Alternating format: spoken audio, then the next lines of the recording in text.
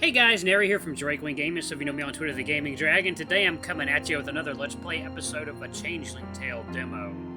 So I've decided, instead of doing 2 videos a day, I've decided to just make my videos a little bit longer each. I'm going to make them a full fat 15 minutes, maybe a little bit longer, so you guys can enjoy more. I just don't have a lot of, I don't think I have enough time during the day to do 2 videos. Some days I might do 2 videos, but most days I'll just do 1. But anyway guys, let's jump right back into it. Oh my god, that music is so good! I love it! Oh, it's incredible! Alright, let's go back into the bar. Okay. There are a few recognizable faces. Older gentlemen I know by looks, not by name. But most of the pub-goers are an elderly sort. Absent are the lads my age with whom I'd raise a ruckus. I tell myself they are still overseas waiting for their ticket home. But best not to dwell on the alternative. Come to think of it, I didn't recognize the brown-haired girl from town either. Wait, had she left already? My stomach rumbles again, reminding me why I came. I negotiate through the gauntlet of handshake and back pass to an empty seat at a table. Before I know it, Bulgaire places a pint in front of me. A delectably flaky bridie appears soon after by a gentleman doffing his cap with his compliments. I could get used to this kind of treatment. Ravenous, I quickly down the pastry and the beverage. The heavy flavors cling in my throat, deliciously comforting. It's good to be back. People around me are yammering about politics and work, weather and loved ones. Then I spot a glimpse of a red in the crowd, and, all at once, the din hushes. The glass lamps become dim, and the crowd collectively turns to the back. A pixie of a girl steps into the light. Oh yes. A flapper! I can't believe my eyes! A flapper! Here, in this backwater? A flapper. The village has certainly changed if it's attracting this sort of girl. I can tell from the crowd's expressions that there are mixed feelings about that, too. She sets down her cigarette from another corner. I hear the crackle of a record being placed on a Victrola. Teeny notes fill the pub. They remind me of some songs I heard coming from the American camp while we all waited for our boats home. There's a pause in the rhythm, and she begins her act. Ooh, animation! Her crystal voice and swaying dress break open the room. It's a song about dancing in the dunes, out in the Orient, under a crescent moon. And it's like nothing I've ever seen or heard before. What is this noise? No, I'm not gonna be an asshole. Her red lips shine as she smirks and chirps her way through the tune, toying with the audience. She's a flirt, and a stunning one at that. I beckon Bulgaire over. I gotta get the right frame of voice to do this. Another pint, lad! Aye, and something extra. Send the flapper a whiskey grenadine. Extra cherries. On me. He laughs as he collects some empties. Enjoying the new entertainment, eh? Aye, she's been a hit with a lot of the regulars. Less so with the stodgy ones. One whiskey grenadine, coming up. Mind, we've got another batch of cherries come in since the damned U-boats moved in off the Hebrides. But I'll see what I can do for you and the fine lady. With a laugh, he spins away, and I find myself lost again in the flapper's exotic twirls. What a sight she is.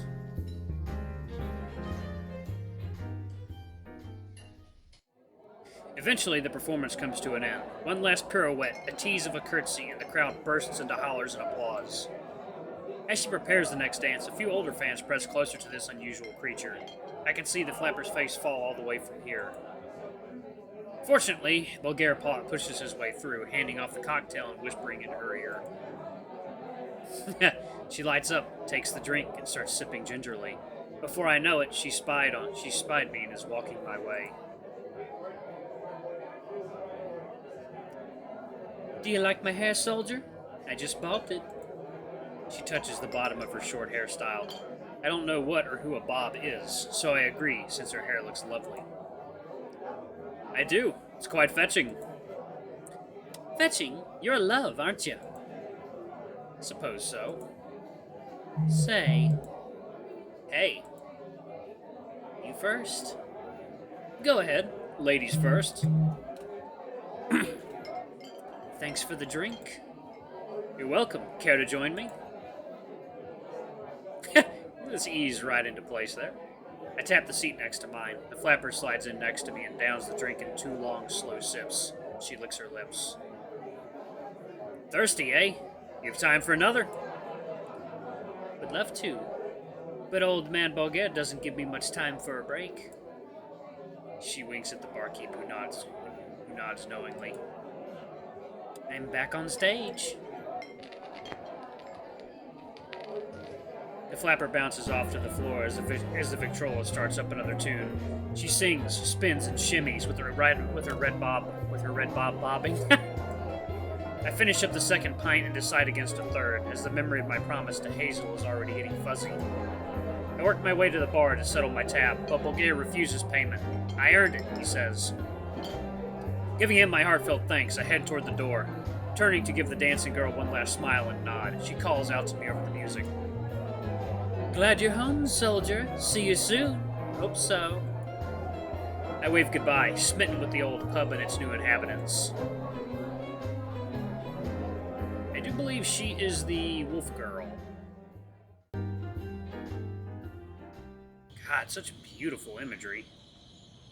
Night has fallen as Hazel and I approach the old homestead. I feel a pinch of guilt at this late hour as I see a small silhouette framed against the open door.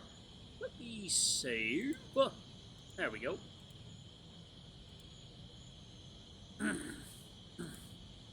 Gran is outside on the front steps, sweeping at almost nothing, yet dust still scatters about. She looks up at me and waves. I return the gesture, thankful my journey is over at long last. Oh, I'm sorry to have kept you waiting. Closer now, I can see she looks as tired as I feel, but there are tears of joy in her eyes. Don't be sorry, Malcolm. It's enough that you are here. I never knew if I would see you again. I don't know if I can do an older lady voice. I can try, though. I dismount Hazel, who graciously allowed me to ride her back from town without bother. She nearly shakes free of my grasp. Gran helps rein in the mare and secure her to the house post. A feisty one, isn't she? Oh, dearie, are these really all your things?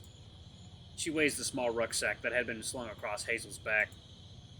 Aye, they patted me on the back and sent me on my way without much more than the clothes on my back. But they're sharp clothes, are they not?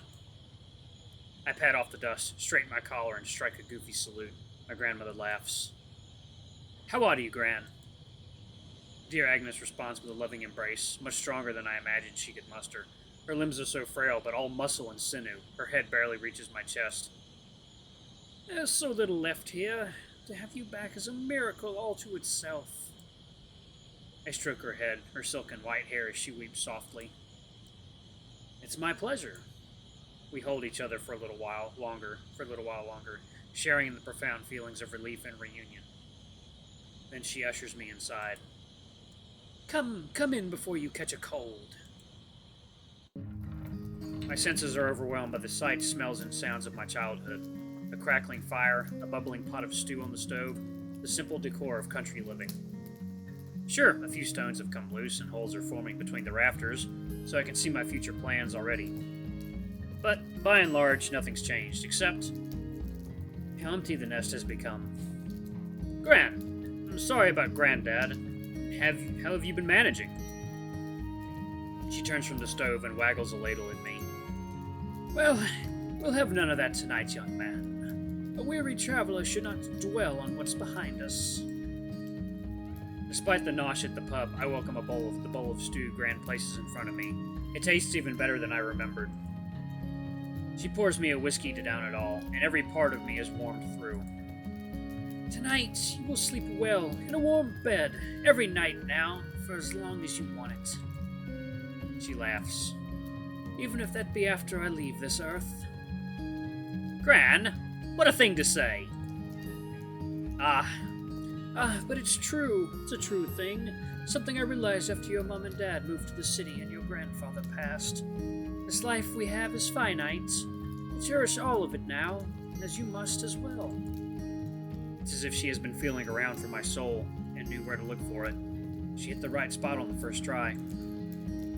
Yes, I know all too well. I take her hand in mine, both of us tipsy from food, drink, and good company. Let's have this Let's have this moment. This moment here. Grandmother pulls me close again and holds me the way Mom we used to. I don't know if I could ever bear leaving this table. We laugh, we cry, and we stay up late into the night. Oh.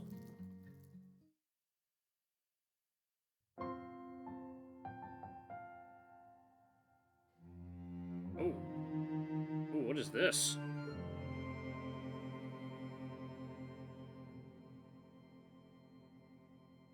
Oh, changing parts in the demo. I got it. Cool. Or no, that's night transitioning today. I'm an idiot. I wake up to the sound of a kettle coming to a boil. The sun is yet to fully rise, but I can smell the tea brewing and something fresh baked. It's a challenge getting myself up out of bed. The goose down quilt, even with its bare threads, is so warm and comfortable. I've not slept so well since, well, the last time I slept here. This was my room growing up. It's hardly recognizable now. My old things have long since been stowed, who knows where. It's mostly empty, save for some odds and ends. I finally will myself out from under the covers, throw on some proper clothes, and head into the common room. Good morning, young man. I have biscuits on the hearth and potted eggs on the table, fresh cream in the pitcher, sugar cubes in the jar. Thank you so much, Gran. I give her a good morning embrace, and she squeezes me tightly again, an impressive and gentle vice grip. When she steps back, she is suddenly all business. Now, I've already fed Hazel her breakfast. Once the dishes are done, I'll go tend to the herd and clean the table. Gran, why don't you let me take care of all that? You don't need to run the farm all by yourself anymore. She sighs and shows her stubborn streak. It's not in me to ask for help. Times are hard and everyone has enough to worry about already. I don't want to burden anyone. Not even you.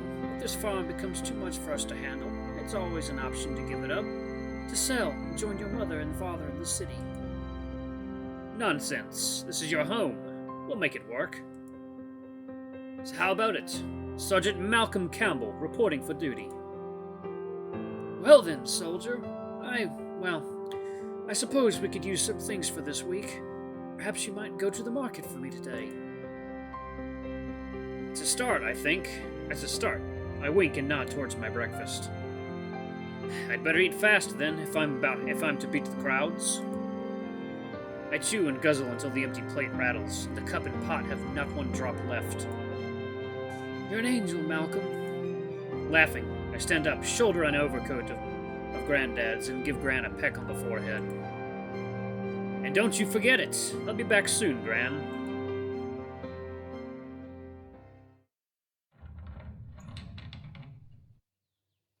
Save right here. I set off across the meadow to the stable. My boots lose their footing a few times in the wet mud, the mist still setting in the air. Outside, the sun is cresting the hills across the loch. It is edged with pink, and I find myself muttering the ancient rhyme. Red sky at night, shepherd's delight. Red sky in the morning, shepherd's warning.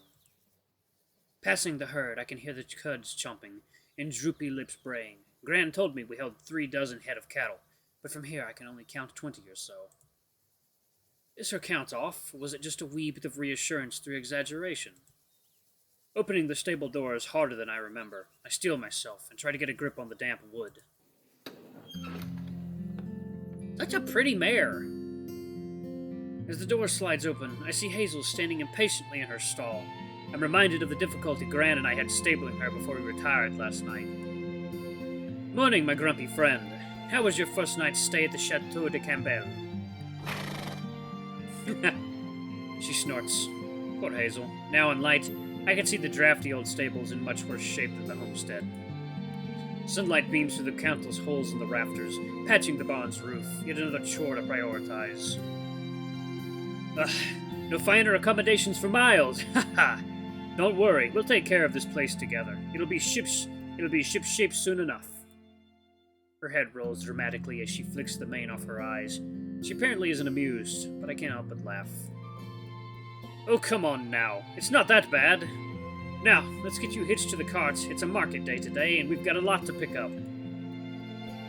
Hazel nuzzled to my chin with her velvety muzzle. I nestle into it, and my hands and arms reach instinctively to hold her head. I hold my creature, listen to her nicker onto my chest, watch the billows of her breath float in the frigid air, and smell the damp hay in the stable. Then her head buckles back in a plucky toss, nearly knocking me to the ground. So that's how it's going to be, eh, Miss Hazel? So be it. A strong woman has never bothered me.